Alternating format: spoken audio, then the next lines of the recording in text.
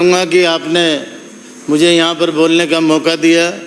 साथ ही मैं माननीय मुख्यमंत्री जी का, हमारे भाई संजय शर्मा का, कर्नल साहब का, इनका भी आभार प्रकट करूँगा और इनसे मैं निवेदन करना चाहूँगा कि मैं जो भी बात रखूँ, अगर आपको उचित लगे तो अपने जवाब में उनका प्रति उत्तर जरूर दें।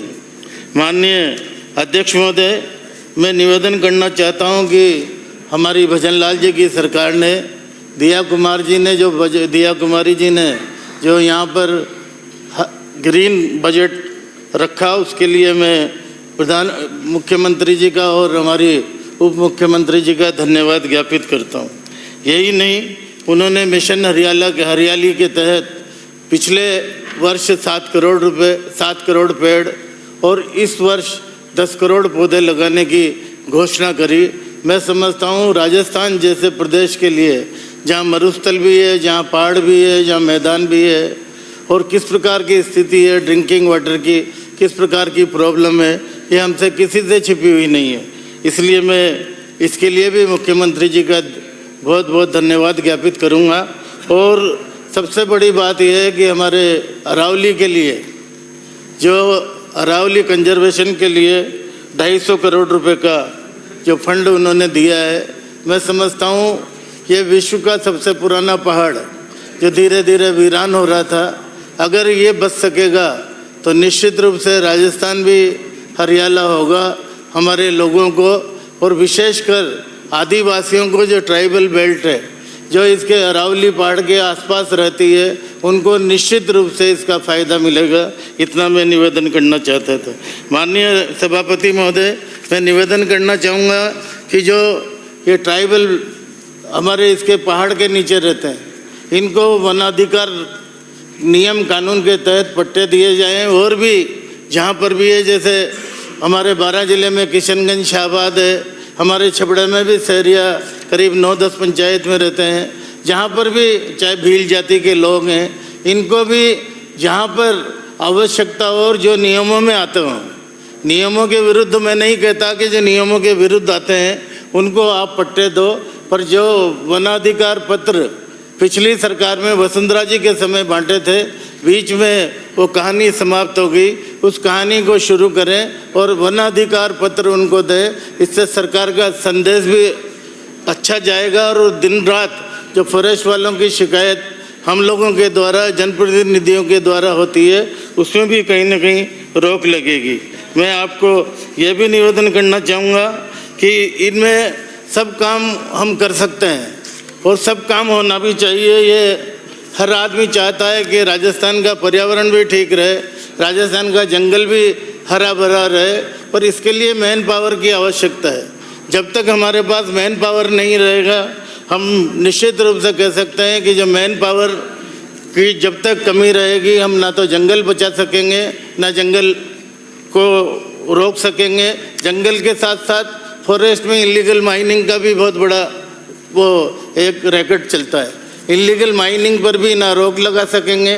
दूसरी बात मैं निवेदन करना चाहूँगा कि जब तक आप ये जो फॉरेस्टर हैं या रेंजर हैं या फॉरेस्ट गार्ड हैं या कैटल गार्ड हैं, इनको कहीं ना कहीं आप सक्षम नहीं बनाएंगे, और वो बेचारा एक फॉरेस्टर 60 हेक्टेयर ज़मीन में या 600 हेक्टेयर ज़मीन सब्जेक्ट टू करेक्शन, उसमें एक फॉरेस्टर की दम नहीं है कि वो इतने बड़े जंगल में जाकर वो अपनी रखवाली कर सके या किसी से लड़ सके।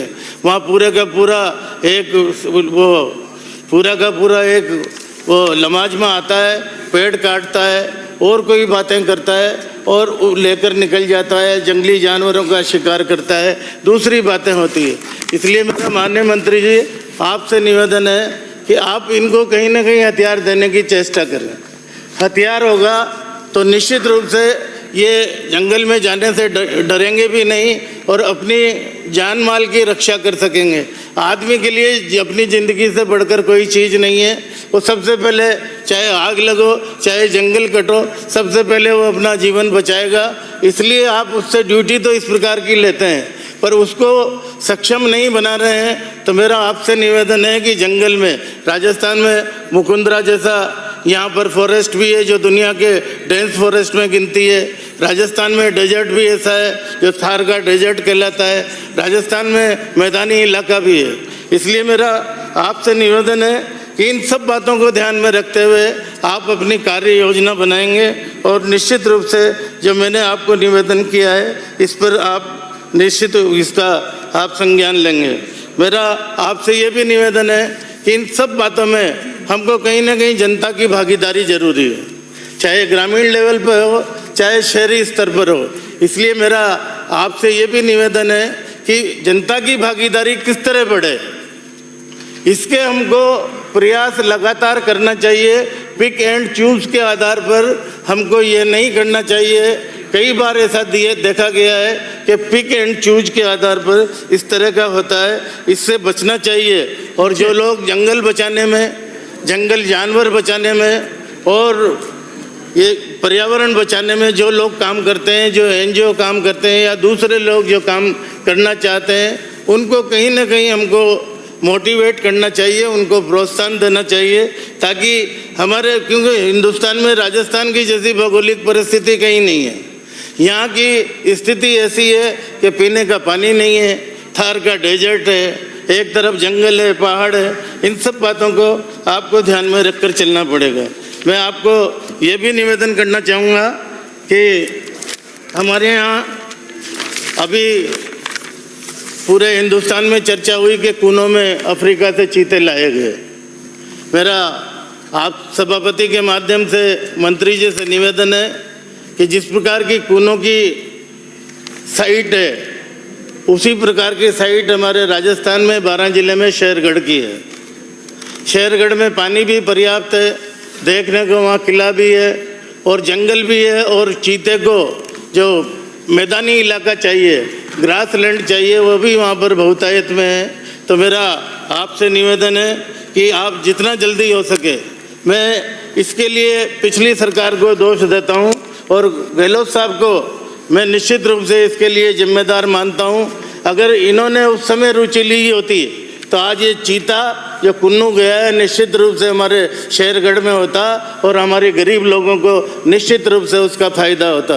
हमारे यहाँ टूरिज़्म भी बढ़ेगा, हमारे हाड़ौती में टूरिज़्म का भी अभाव है, टूरिज़्म भी बढ़ेगा, साथ के साथ वहाँ पर ये चीते भी वो आराम से रह सकेंगे और उनको पे भैंस की भी कोई वहाँ ज़्यादा दिक्कत नहीं है और आप इधर उधर से इंतज़ाम कर सकते हो। वो सब बातें आपके हाथ में, जो चाहो आप कर सकते हो अगर करने की मंशा हो तो।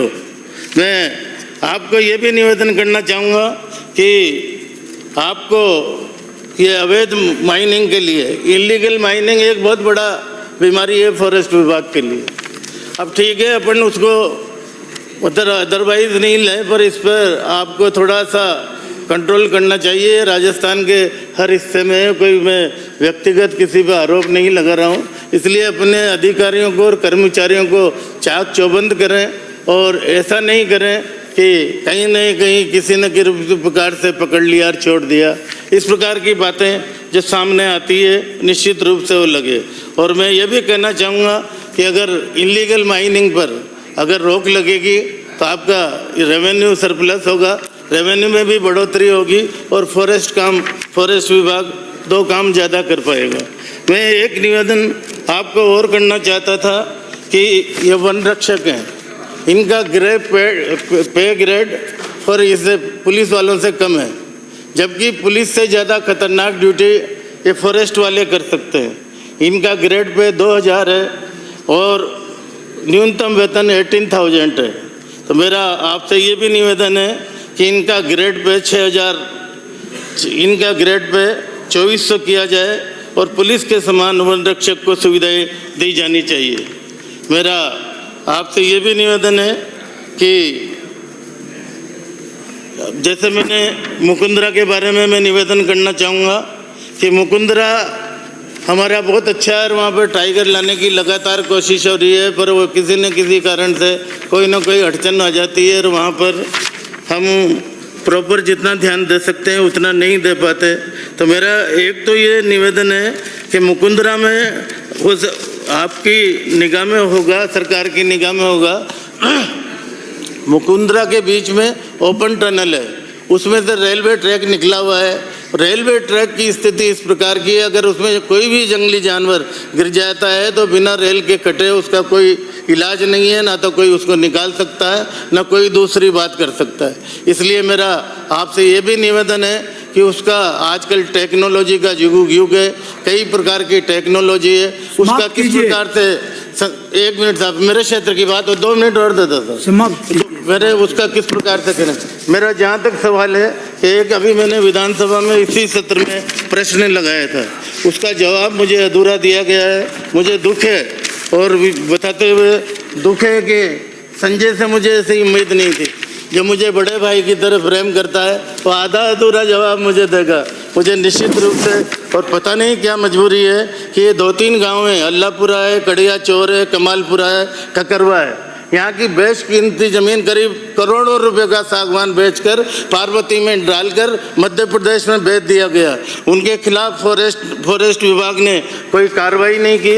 ये मुझे दुख के साथ कहना पड़ रहा है। ये होप भी मेरे पुराने मित्र हैं, इनको भी मैंने पत्र लिखा है, आपको भी पत्र लिखा है और मुख्यमंत्री जी को भी पत्र लिखा है, पर कहीं ना कहीं 1 मिनट साहब, 1 मिनट सबको टाइम दिया मुझे, लिखा है तो इस पर कोई ना कोई कार्रवाई होना चाहिए। एक बात और निवेदन करते हुए अपनी बात को समाप्त करता हूँ कि वहाँ छबड़ा तहसील में एक गाँव है मवासा व्यास, यहाँ पर सड़क के एक बाजू में तो फॉरेस्ट की जमीन पर फ्लाई ऐश की फैक्ट्री चल रही है, उससे ब्रिक बनाने की फैक्ट्री चल रही है, और दूसरी तरफ सड़क की दूसरी तरफ करीब 7-8 बीघा जमीन पर पक्की बाउंड्री बनाकर, जैसे यहाँ शहरों में बंगलों की बनती है, और वहाँ पर पूर्व विधायक ने बंगलो बना लिया है, उसके खिलाफ आज तक कोई कार्रवाई नहीं हुई है। मैं आपको संजय से विशेषकर आपने मुझे मांग संख्या 45 और 56 पे बोलने के लिए अनुमति दी,